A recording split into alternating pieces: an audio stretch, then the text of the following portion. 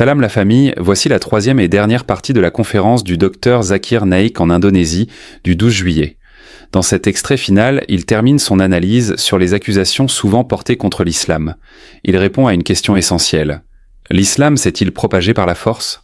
Avec ses preuves historiques et ses arguments solides, Zakir Naik démonte les idées reçues et éclaire la vérité. Rappelez-vous de vous abonner à la chaîne afin d'atteindre les 200 000 abonnés. Donc, quel que soit celui qui est au pouvoir, quand on lui donne une étiquette, l'étiquette reste collée. C'est la réalité, malheureusement. Nous avons plusieurs exemples de ce genre. Nous savons que des décennies plus tôt, lorsque la Russie a attaqué l'Afghanistan, les Américains ont soutenu l'Afghanistan, les talibans. Et ils ont dit aux pays musulmans, donnez une fatwa, combattre pour votre pays est un djihad. Ainsi, l'Amérique ne dépense pas des millions de dollars, ni des milliards de dollars, mais des milliers de milliards de dollars. Qui a dit ça? Hillary Clinton. Il y a quelques années, alors qu'elle se présentait aux élections, elle avait déclaré « Mes prédécesseurs ont dépensé des milliers de milliards de dollars pour former les talibans. » Et qu'ont-ils dit? Que la Russie attaquait l'Afghanistan. Comment quelqu'un ose-t-il venir dans votre pays? Nous devons vous soutenir. Et ils avaient raison. Ils avaient raison. À l'époque, ils avaient raison. Ils ont donc formé les talibans. On les appelait Moudjahid. La plupart des pays musulmans disaient qu'ils faisaient le djihad. Je suis d'accord avec cela. Il n'y a pas deux avis là-dessus. Donc les talibans remportent la guerre contre la Russie. Plus tard, maintenant, l'Amérique veut prendre le contrôle de l'Afghanistan. Alors, ces talibans disent « D'accord, vous nous avez aidés, très bien, mais vous n'avez aucun droit de nous gouverner. » Alors, ils s'y opposent. Ils ont commencé à se battre contre les Américains. Qui les a formés? Les Américains. Maintenant, quand les talibans combattent l'Amérique, qui êtes-vous? Quel droit avez-vous de venir dans mon pays où? Maintenant, on les appelle des terroristes. Par qui? Par l'Amérique et le reste du monde. Étrange. Les mêmes personnes, quand elles se sont battues contre l'Afghanistan, quand l'Afghanistan s'est battu contre la Russie, quand les talibans se sont battus contre la Russie, on les appelait des combattants de la liberté. Lorsqu'ils gagnaient la guerre, ils étaient loués. L'Amérique a forcé les pays musulmans à envoyer des moudjahidines en Afghanistan. Et de nombreux pays musulmans ont envoyé des combattants. Machallah. Plus tard, lorsque l'Amérique veut contrôler l'Afghanistan, les talibans disent « Qui êtes-vous? C'est notre pays. » Et ils ont raison. Quand ils ont commencé à combattre l'Amérique, l'Amérique a pris le contrôle de la plus grande base en dehors de l'Amérique, qui se trouvait en Afghanistan. Puis l'Amérique a dit « Les talibans sont des terroristes. » De nombreux pays musulmans ont dit qu'ils étaient terroristes. Pourquoi? Je ne comprends pas. Mais ils ont lutté. Ils ont continué pendant plus de 20 ans. L'Amérique, le pays le plus puissant du monde, attaquant l'un des pays les plus faibles du monde, mais avec l'aide d'Allah, ils ont chassé, ils ont expulsé les Américains d'Afghanistan il y a quelques années. Vrai ou faux?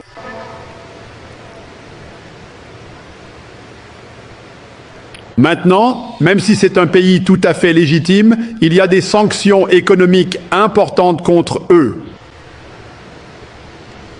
Pourtant, de nombreux pays les considèrent comme terroristes. Qu'est-ce que ces absurdités? Nous comprenons donc que, peu importe qui est au pouvoir, quelle que soit l'étiquette qu'il donne, juste ou non, elle lui reste collée. Alors, nous, les musulmans, notre critère devrait être le Coran. Notre critère devrait être les enseignements de Muhammad. Notre critère ne devrait pas être ce que disent les médias, ce que dit l'Amérique, ce que dit le Royaume-Uni. Pourquoi sommes-nous autant contrôlés? Malheureusement, la plupart des pays musulmans sont contrôlés par des pays non musulmans. Il y a très peu de pays, l'un d'eux est la Malaisie, c'est pourquoi j'ai fait la hijra en Malaisie, et peut-être aussi l'Indonésie dans une certaine mesure. Sinon, la plupart des pays musulmans sont contrôlés par des pays non musulmans. Oui ou non? Ils vont demander à l'oncle Sam quoi faire?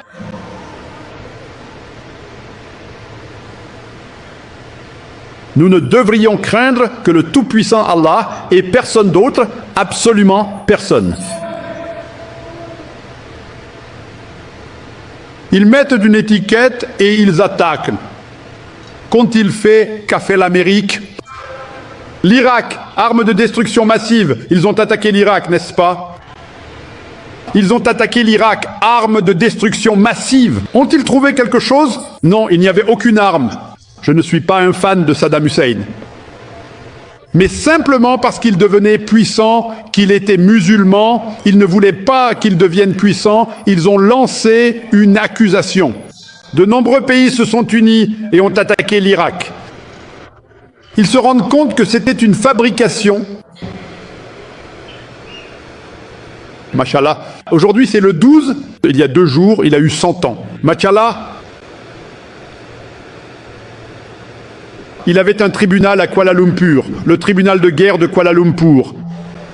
Et là-bas, il a intenté un procès contre George Bush, l'ancien président des États-Unis, et Tony Blair, l'ancien Premier ministre du Royaume-Uni.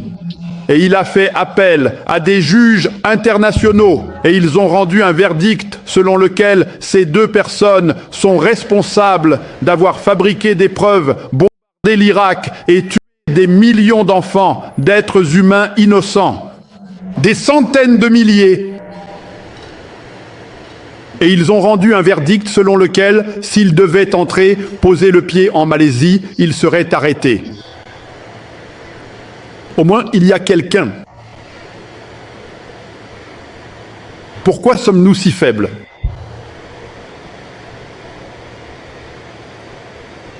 Ils créent, s'ils veulent vous attaquer, ils vous donnent une mauvaise réputation. Et nous, les musulmans, nous restons silencieux. Pourquoi? Si nous sommes unis, nous serons forts.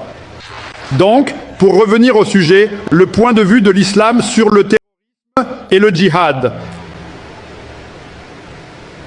Très souvent, nos ennemis incitent certains musulmans, leur donnent des armes et ensuite commettent des meurtres au nom de l'islam. Il y a quelques années de cela, nous avons eu l'émergence d'un nouveau groupe terroriste connu sous le nom d'État islamique, ISIS, ou plus précisément l'État islamique en Irak et en Syrie. Je les appelais anti-ISIS, anti-État islamique d'Irak et de Syrie. Et les musulmans disent que l'État islamique d'Irak et de Syrie a tué 30 êtres humains innocents, 10 innocents. Comment l'État islamique peut-il tuer des innocents? Peuvent-ils tuer? Oui ou non?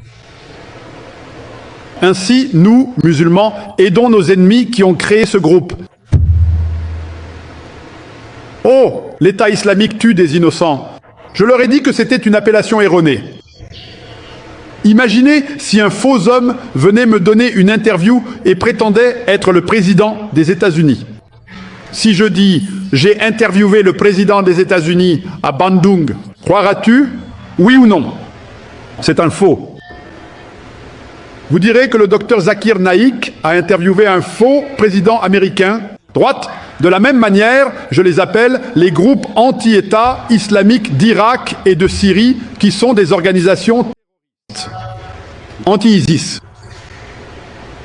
Nous faisons donc le jeu des autres. Vous avez ce groupe anti-ISIS qui possède des chars, un registre de numéros de série. Comment peuvent-ils l'avoir? Ils sont financés par leurs ennemis. Ils les créent, ils créent partout le terrorisme et ils accusent l'islam d'être responsable de cela. Même si nous ne devrions pas être, malheureusement, nous, musulmans, sommes tellement impressionnés par le monde occidental que nous le suivons à la lettre. Quoi qu'ils disent, nous les suivons, au lieu de suivre Allah et son messager.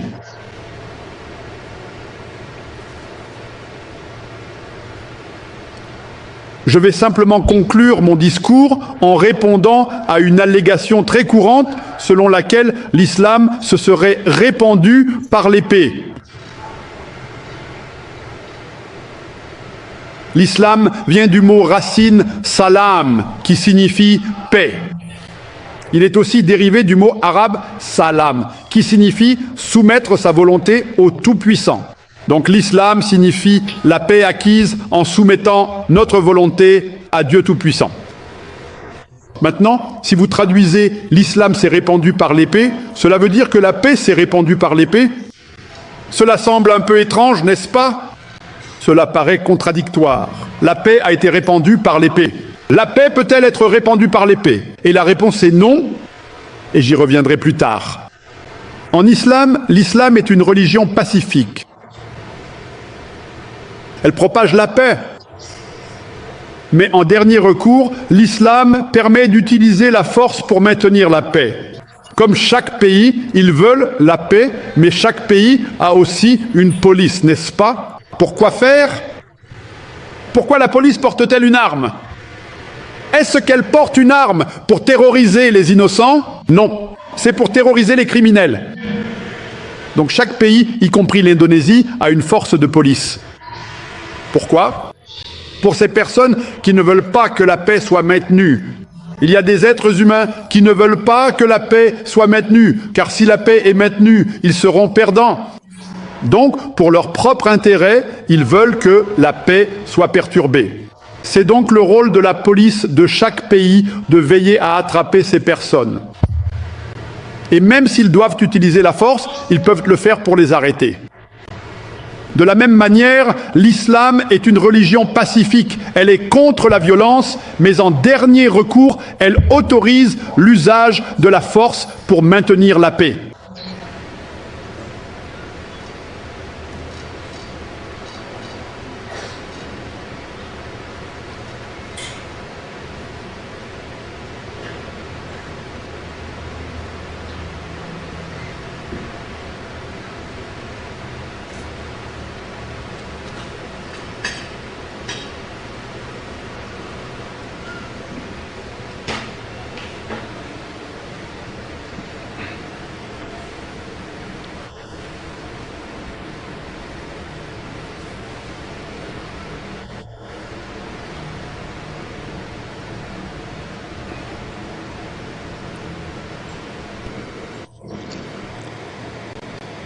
Cette accusation, selon laquelle l'islam se serait répandu par l'épée, a été très bien réfutée par un célèbre historien du nom d'Olese Deleri. C'est un non-musulman. Olese Deleri écrit dans son livre « Islam at the Crossroads » à la page numéro 8. Il dit « L'histoire montre clairement et de manière irréfutable que la légende des musulmans fanatiques déferlant sur le monde, imposant l'islam par l'épée au peuple conquis, est le mythe absurde, le plus fantastique et le plus invraisemblable que les historiens aient jamais répété et propagé. » Je voudrais ici répéter cette déclaration très pertinente d'Olese Deleri, qui écrit dans son ouvrage fondamental « Islam at the Crossroads » à la page numéro 8, « L'histoire nous montre clairement que la légende des musulmans fanatiques déferlant sur le monde entier, imposant l'islam par la force de l'épée au peuple conquis, est en réalité le mythe absurde, le plus fantastique et le plus invraisemblable que les historiens aient jamais répété et propagé. » Nous, les musulmans, avons régné sur l'Espagne pendant environ 800 ans. Nous n'avons pas utilisé l'épée. Plus tard, les croisés sont venus, les chrétiens sont venus. Ils ont anéanti les musulmans. Il n'y avait pas un seul musulman qui pouvait donner l'azan ouvertement.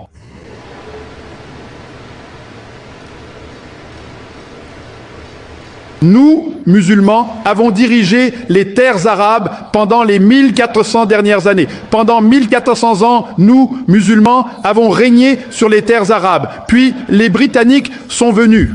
Pendant quelques années, les Français sont venus. Mais les Arabes, les musulmans ont été les dirigeants des terres arabes pendant les 1400 dernières années. Pourtant, aujourd'hui, nous avons plus de 10 millions d'Arabes qui sont des chrétiens coptes. Aujourd'hui, nous avons plus de 10 millions d'Arabes qui sont des chrétiens coptes. Chrétiens coptes signifie des chrétiens depuis des générations. Si les musulmans ont été les dirigeants des terres arabes pendant plus de 1400 ans, si les musulmans l'avaient voulu, ils auraient pu convertir chaque non-musulman par la force de l'épée. C'est vrai ou faux? Nous ne l'avons pas fait. Donc c'est plus de 10 millions de chrétiens arabes, coptes. Aujourd'hui, ils témoignent que l'islam a été répandu par l'épée. Le pays d'où je viens, l'Inde, nous, les musulmans, les Moghols, ont régné sur l'Inde pendant 1000 ans. Si les musulmans l'avaient voulu, ils auraient pu forcer chaque non-musulman en Inde à se convertir par la force de l'épée. L'ont-ils fait? Non. Aujourd'hui, environ 80% de l'Inde est non musulmane. Ces 80% d'Indiens non musulmans, qui sont majoritairement hindous, témoignent que l'islam n'a pas été répandu par l'épée. Les Moghols, c'était les souverains. C'était des gens aimants et ils ne se sont pas battus avec les non-musulmans, mais beaucoup de gens ont accepté l'islam. Vous savez, plus d'un tiers de l'Inde est devenu musulman. Plus tard, les Britanniques ont divisé. Un tiers est allé au Pakistan, un tiers au Bangladesh, un tiers est resté en Inde.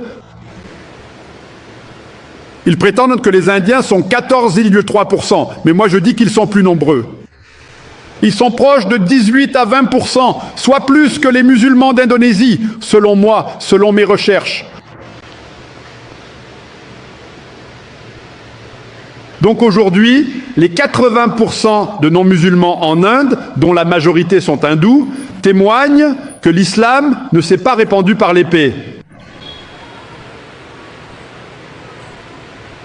S'ils l'avaient voulu, ils auraient pu forcer chaque non-musulman à devenir musulman. Ils ne l'ont pas fait.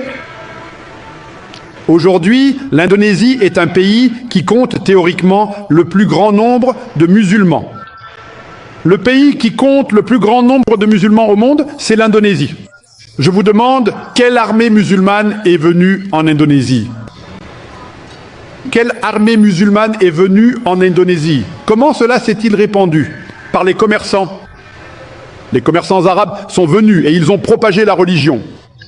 Quelle armée musulmane est allée en Malaisie? Aujourd'hui, 63% des Malaisiens sont musulmans. Il y avait bien plus de Britanniques, des non-musulmans. Quelle armée musulmane est allée en Malaisie? Quelle armée musulmane est allée sur la côte est de l'Afrique? En Gambie, au Sénégal, plus de 90% de la population est musulmane. Quelle épée? Quelle épée a converti les musulmans?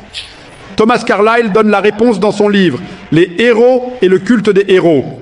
Il dit « Toute nouvelle idée commence dans l'esprit d'un seul. Dans la tête d'un homme, elle demeure seule, un homme dans le vaste monde. Il ne servira pas à grand-chose qu'il prenne une épée et la propage. Il faut d'abord obtenir votre épée. » Il parle de l'épée de l'intellect. Allah dit dans le chapitre 16, verset 125, de son noble Coran, invite tous les hommes au chemin de ton Seigneur avec sagesse et une belle exhortation et discute avec eux de la manière la plus courtoise et la plus agréable. Thomas Carlyle dit que l'on ne peut pas répandre par l'épée. Cela ne tiendra pas. Et même si les musulmans avaient de l'épée, ils ne pourraient pas l'utiliser. Allah dit dans le chapitre 2, verset 256, « Nulle contrainte en religion. Vous ne pouvez forcer personne à accepter l'islam sous la menace de l'épée ou du fusil. »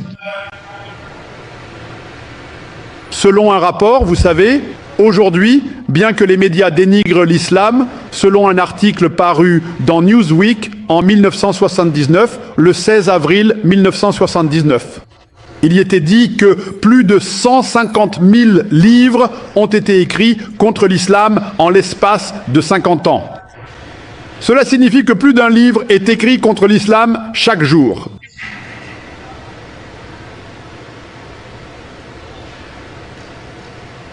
Aujourd'hui, selon le Reader Digest Almanac Yearbook de 1984, il y avait un article sur l'augmentation des grandes religions mondiales sur une période de 50 ans, de 1934 à 1984.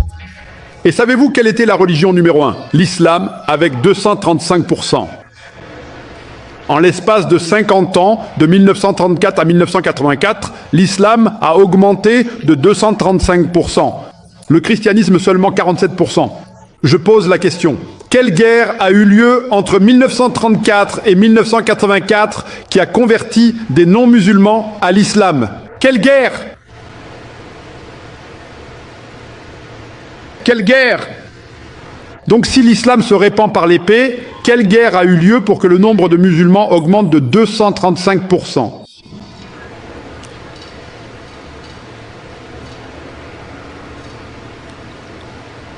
Savez-vous que les médias présentent souvent les femmes comme étant systématiquement opprimées dans le contexte de l'islam?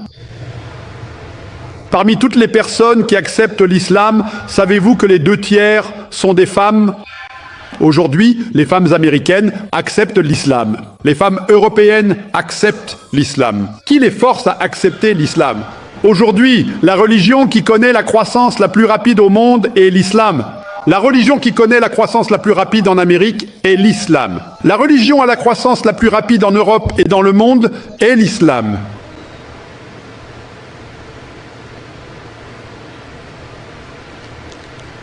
Et Allah promet dans le Coran, à pas moins de 3 endroits différents et bien précis, dans la sourate 9, verset 33, dans la sourate 48, verset 28, et dans la sourate 60, verset 9. Allah dit clairement et sans équivoque,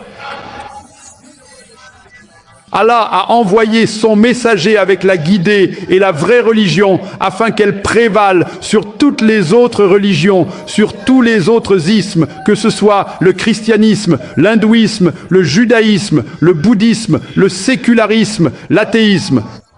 L'islam est destiné à les surpasser tous, à les dominer tous.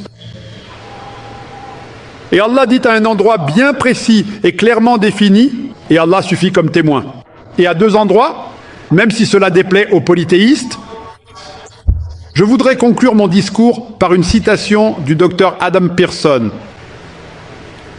Bien qu'Adam Pearson donne cette citation dans un sens plutôt négatif, je la prends personnellement dans un sens beaucoup plus positif, et il écrit très clairement « Les gens s'inquiètent profondément, les gens s'inquiètent vraiment ». Qu'un jour, l'arme nucléaire ne tombe entre les mains des Arabes. Ils ne réalisent absolument pas que la bombe islamique a déjà été larguée, et ce, depuis longtemps. La bombe islamique. La bombe de la paix a déjà été larguée. Elle est tombée le jour où le prophète Muhammad, paix soit sur lui, est né.